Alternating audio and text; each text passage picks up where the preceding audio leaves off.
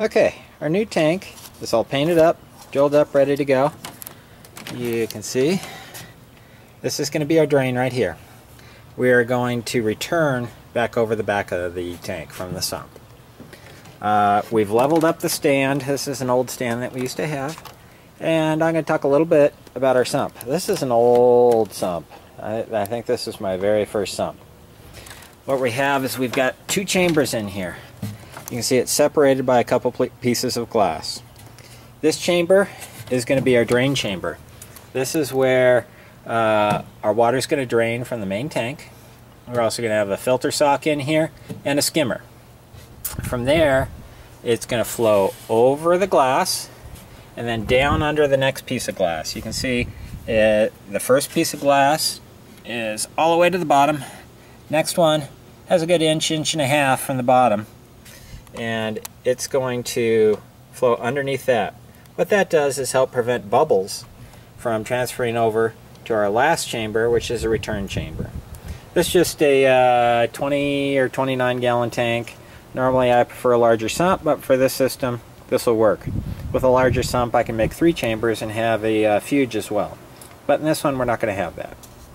So first step, I'm going to throw this underneath the stand here, and then we're going to start some plumbing.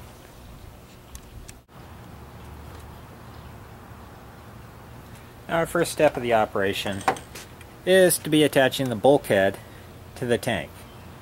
This can be attached to the hole that we just drilled, and this is for our drain. Normally when I do plumbing on tanks, I like to hard plumb them with PVC. This tank is just going to be here for the summer, so I'm just going to use soft vinyl tubing. That's why it has the ribbed end coming out the back side. Now it has a little gasket, rubber gasket on it, and what I like to do is apply a little bit of Vaseline to the inside of the rubber gasket. That helps let it slip when we're tightening it up.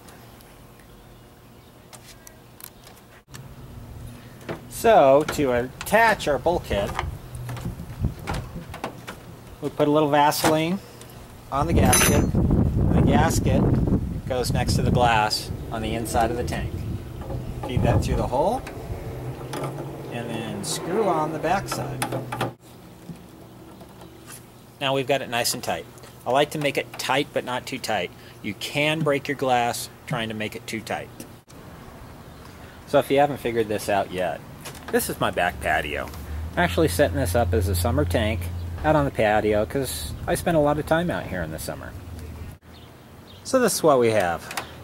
We have a drain line right here coming out. Got tubing going off the back. This is our return line, a little bit smaller, and then it's going to come up and over on the return. We go down to the sump. This is our drain line right here. It's the big 1-inch tubing, and then this one here is going to be our return line. So our drain line, we're going to have to cut that, and that's going to go into the main chamber. Our return line coming back to the return chamber. So what I'm going to do is I'm going to go ahead and cut this, get it all lined up, get the pump attached to this, and get that in the return chamber. Okay, we have got our plumbing all hooked up. We've got a return line right here. We've got our drain line right there. Plumbing all comes down into the sump down here. We've got the drain side on the left. You can see the tubing coming down to that, and the return on the right. You can see we've got a pump installed there.